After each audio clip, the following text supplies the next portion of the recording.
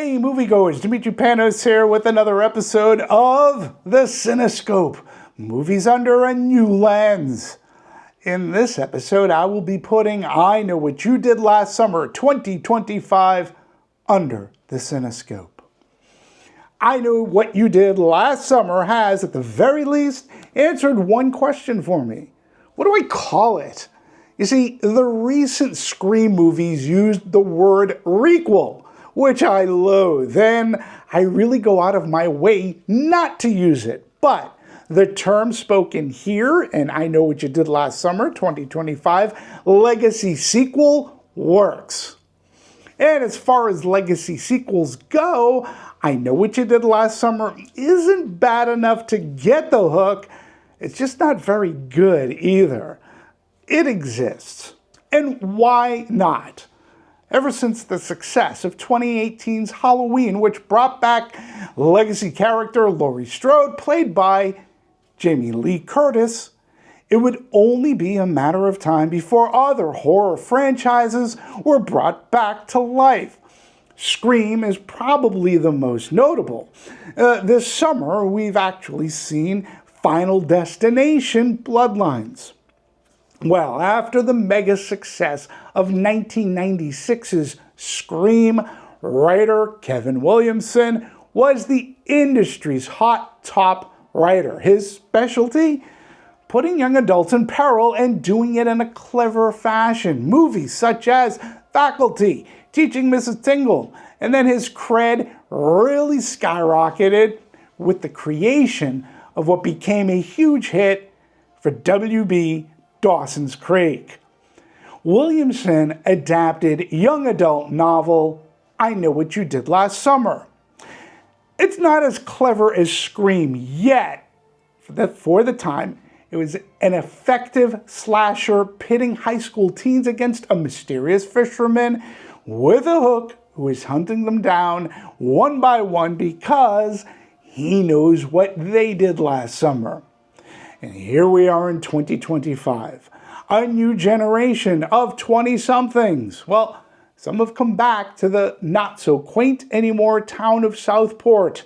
And it's the 4th of July, a reunion for all in the guise of a wedding shower. Best friends, exes, and former friends come together to celebrate Danica and Teddy's upcoming nuptials.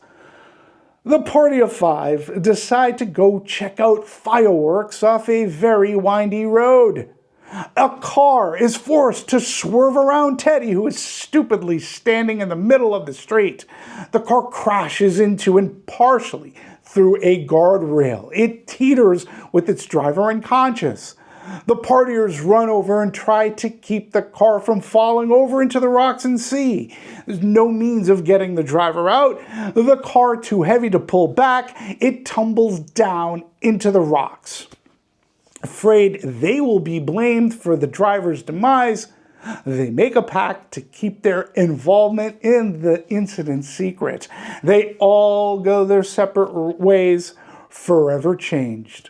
A year later, everyone is coming back to Southport. Here, their pasts come back to haunt and stalk them in the form of a very familiar fisherman. He begins a revenge-fueled rampage of death.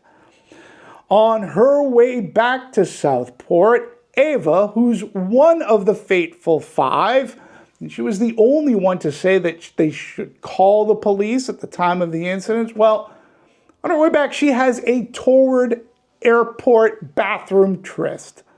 The woman she shares this experience with happens to be a true crime podcaster named Tyler.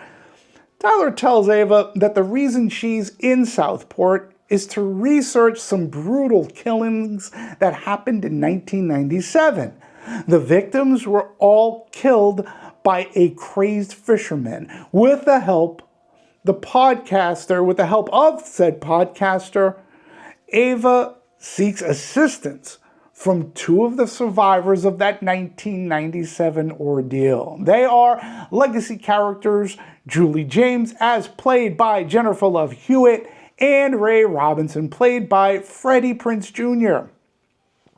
We quickly learn Julie and Ray married and then bitterly divorced, and I mean bitterly. Each could never look at a box of fish sticks from the Gordon's Fishermen's of Gloucester the same way. I jest, but not really, because you see, each suffer from their own PTSD. Julie has gone on to teach psychology at what I believe is the same college she attended in the sequel, I Still Know What You Did Last Summer.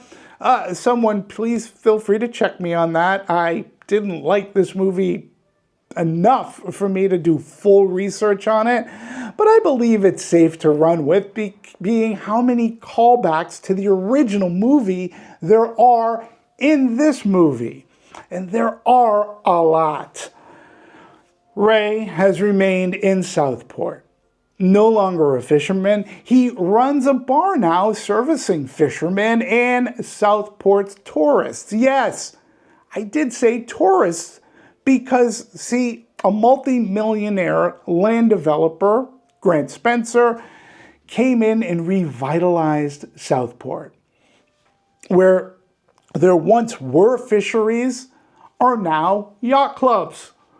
Land and homes are not all Spencer bought up.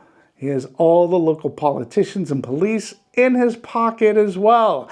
Despite this corruption, Southport is thriving. Talk of a psychopath fisherman killing folk has been quieted, and the events of 1997 wiped from the town's history. This little plot point, which I now am turning into a plot hole, how this current group of kids are unawares of what happened back in 1997, yet a true crime podcaster, Tyler, knows everything that happened that summer, including location of the murders. It just doesn't make sense. But then again, I have to say that this new batch of victims are not the town's best and brightest. The 97 crew, who had less resources, less tech, were far more resourceful in piecing certain things together. Had it not been for the chance meeting between Ava and Tyler on an airplane going to Southport, this group most likely would never have pieced things together. Well, regarding the cast, they're all serviceable. There's Chase Sweet Wonders. Look, if you're a fan of the Apple show The Studio, you'll recognize her, and she's playing Ava. She's the new final girl, and Wonders carry the role well enough. Unfortunately, the script never gives her that "what are you waiting for" moment, and by the looks of things, poor Ava may not even be needed if there is to be another Summer of Knowing. Ava's best friend and bride-to-be, yet never a wife, Danica, is played by Madeline Klein. She plays rich, entitled, vapid very well. Look, the script does none of these young actors any favors. For the most part, they're fodder and not missed when dispatched. As for the legacy characters, Freddie Prinze Jr. is given the most to do. While a bit grizzled, he still has that Freddie Prinze Jr. charm. As for Jennifer Love Hewitt, well, she has surprisingly very limited screen time, and seriously has very little to do except spout the obvious. It's something personal to this person, and you have to get him before he gets you. Okay? And she shouts out her famous "what are you waiting for" in the final act. FYI, it was far better in the original. One might end up asking back, you waited for this to come back? Okay. Well, the screenplay by Jennifer Caton Robinson, whom also directs, and Sam Lansky, tries very hard to capture that Williamson slyness. Instead, it's overly self-aware and meta. So much so, a character quotes, "We come to this place for magic." Apparently, an AMC theater opening was part of Southport's revitalization. Okay, so Robinson, though, must be a fan of horror because she knows how to deliver a jump scare and she's not afraid or shies away from blood. The movie tends to be a bit violent, not necessarily a bad thing. So if you're a fan of the original I Know What You Did Last Summer and its sequel, I Still Know What You Did Last Summer, you'll most likely appreciate the fan service here. There are plenty of Easter eggs and recalls. Heck, you might even notice some scenes and plot points taken from other slasher movies. I Know What You Did Last Summer 2025 really doesn't reinvent the wheel. Heck, it doesn't even polish the hubcaps.